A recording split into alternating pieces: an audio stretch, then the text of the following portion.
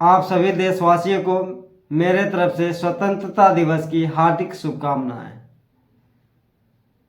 Happy independence day all of you. आज हम जानेंगे स्वतंत्रता दिवस के कुछ इतिहास के बारे में और तिरंगा झंडा के कुछ रोचक तथ्य और बिंदु पर बात करेंगे। 15 अगस्त 1947 को हमारे देश भारत स्वतंत्र यानी आज़ाद हुआ। इस इतिहास को याद करने के लिए हम लोग इंडिपेंडेंस डे यानी स्वतंत्रता दिवस को मनाते हैं और इसमें झंडोत्तोलन यानी झंडा फहराते हैं। आप सभी जानते हैं हमारा देश ब्रिटिश हुकूमत की गुलाम थी, जो कि कई तरह के अत्याचार हमारे देश के ऊपर ब्रिटिश हुकूमत किया करते थे। इस आज़ादी के पाने के लिए हमारे देश में बहुत सारी लड़ाइयाँ लड़ी गई, जिसमें काफ़ी सारे वीरभूमि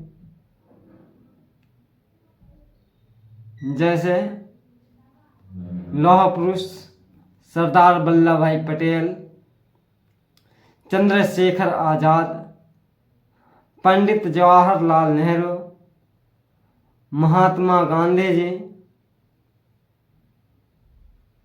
एवं अन्य कई तरह के नेताओं ने अंग्रेजी हुकूमत से आज़ाद पाने के लिए कई तरह की लड़ाई लड़ी। अंग्रेज हुकूमत हमारे देश पे लगभग 200 साल तक राज किया।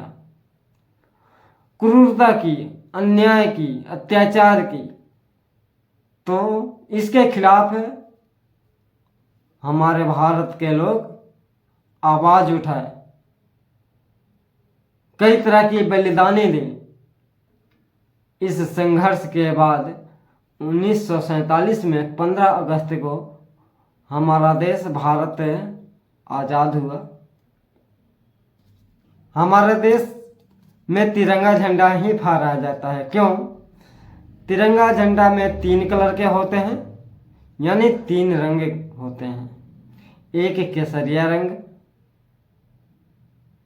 दूसरा सफ़ेद रंग, तीसरा हरा रंग। और यह तीनों रंग प्रकृति ने हमें खुद दी है। केसरिया रंग जैसे कि आप जब देखते होंगे, जब सूर्यास्त होता है, सूर्यास्त के समय सूर्य की जो रंग होती है केसरिया कलर की हो जाती है, यानी बर्फ गिरती रहती है। वह बर्फ का रंग जो होता है श्वेत यानी सफ़ेद रंग का होता है। और हरा रंग आप नीचे की तरफ जब भी आप देखते हैं, चारों तरफ हरियाली ही हरियाली पाई जाती है। जैसे कि धान की खेती होती है, हरे होते हैं। गेहूं की खेती होती है, हरे होते हैं। गन्ने की खेती होती है, हरे होते हैं।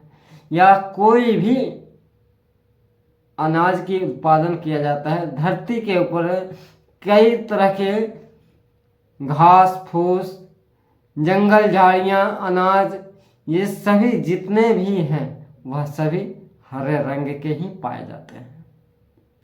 यानी प्रकृति ने हमें खुद इस तीनों कलर को, इस तीनों रंग को हमें नवाजा है। बीच में एक चक्र बना होता है। इस चक्र में 24 तिलियां होती हैं। केसरिया रंग नीचे क्यों नहीं होती है? हरा रंग ऊपर क्यों नहीं होता है? कुछ लोग ये भी सोचते होंगे।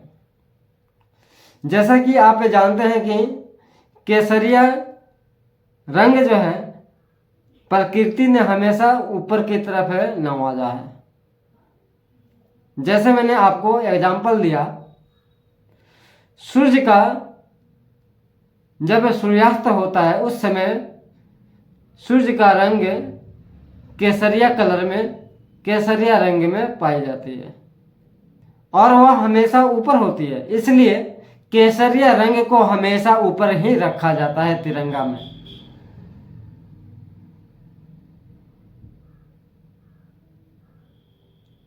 हरा रंग को ऊपर क्यों नहीं रखा जाता? जैसा कि आप जानते हैं, हरियाली हमारे धरती के ऊपर है, यानी कि आसमान से नीचे की तरफ है हरियाली, इसलिए इस हरियाली को नीचे की तरफ रखा गया है। केसरिया रंग बलिदान का रंग होता है, यानी हमारे देश के लिए जो भूमि पुत्र बलिदान दिए हैं, उस बलिदान को याद करने के लिए यह केसरिया रंग होता है, इसीलिए इसको बलिदान का रंग कहा जाता है। सफेद रंग जो होती है यह शांति, भाईचारा,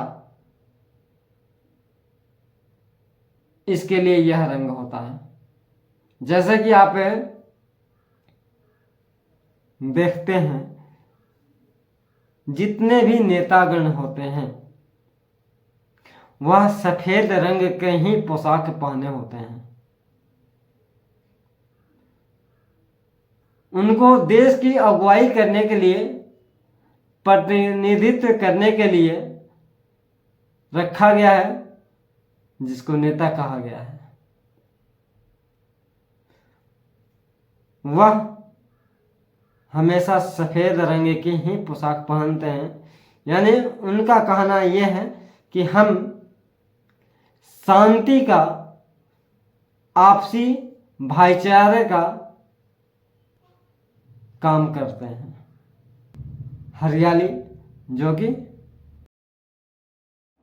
खुशहाली के लिए, बीच में जो चक्र बना है 24 तिल्लियां होती हैं, उसमें 24 तिल्ली इसलिए है कि हमारे जो एक दिन होता है, एक दिन में 24 घंटे होते हैं, और यही चक्र हमको दर्शाता है कि और हमेशा विकास की तरफ बढ़ते रहें, यानी 2400 घंटा हमें विकास के तरफ बढ़ते रहना है।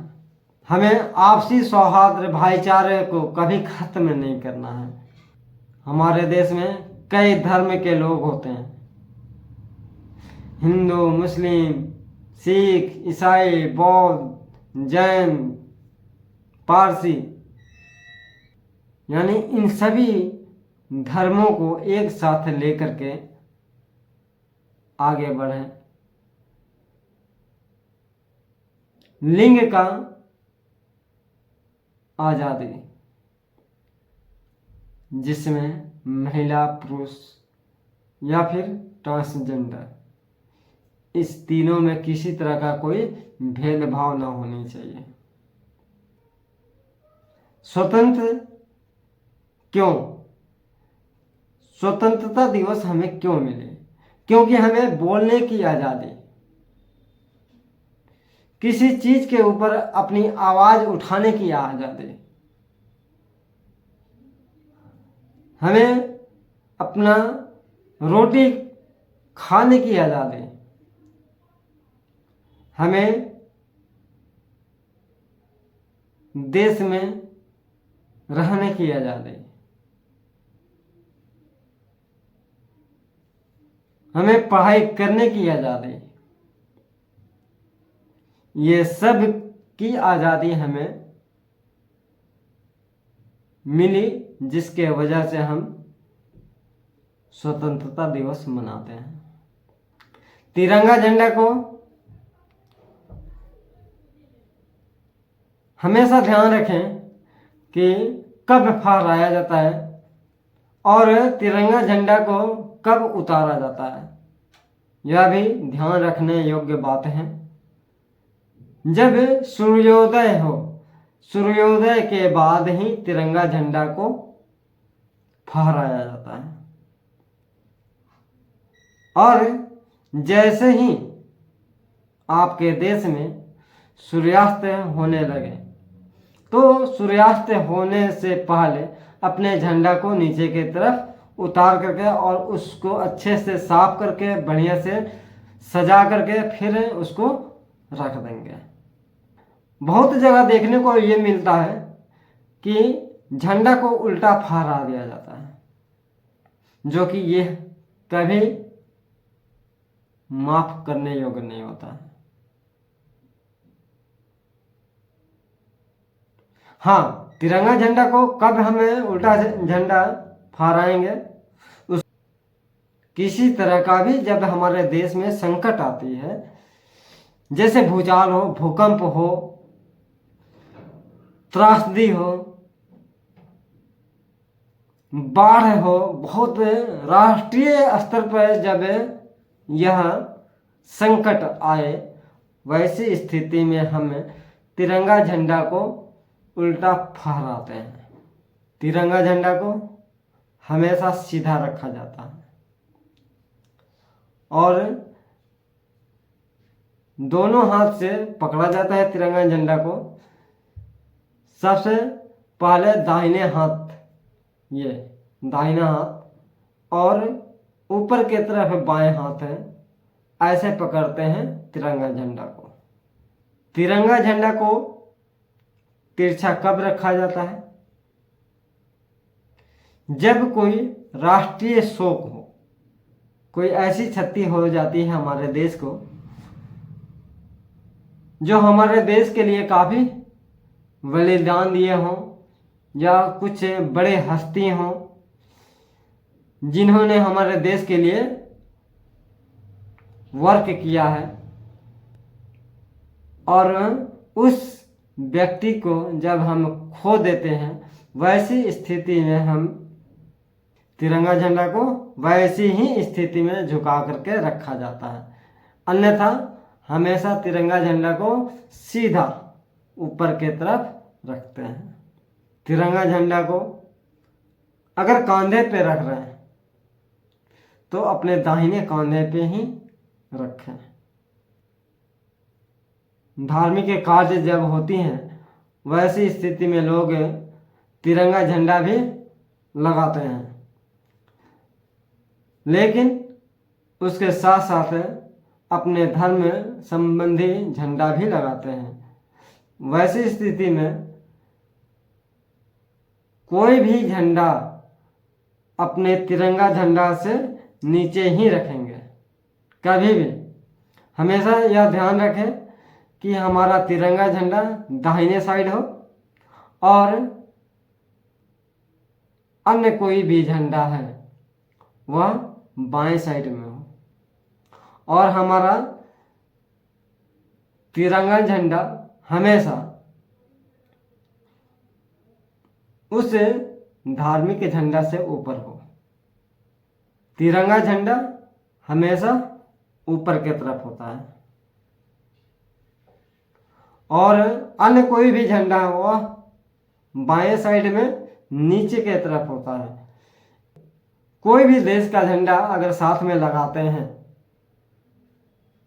जैसे आप कई तरह की विदेशी यात्रा वगैरह होती हैं, वैसी स्थिति में विदेश का या विदेश से किसी तरह का कोई रिलेशन बनाना होता है, संबंध बनाना होता है, वैसी स्थिति में हम कई तरह के झंडे लगाते हैं, जैसे अपने देश का झंडा और उस देश का भी झंडा। जब वैसी स्थिति आती है तो हमेशा यह भी ध्यान रखें कि हमारा तिरंगा झंडा दाहिने साइड के तरफ होनी चाहिए और दूसरे देश की झंडा बाएं साइड की तरफ होनी चाहिए।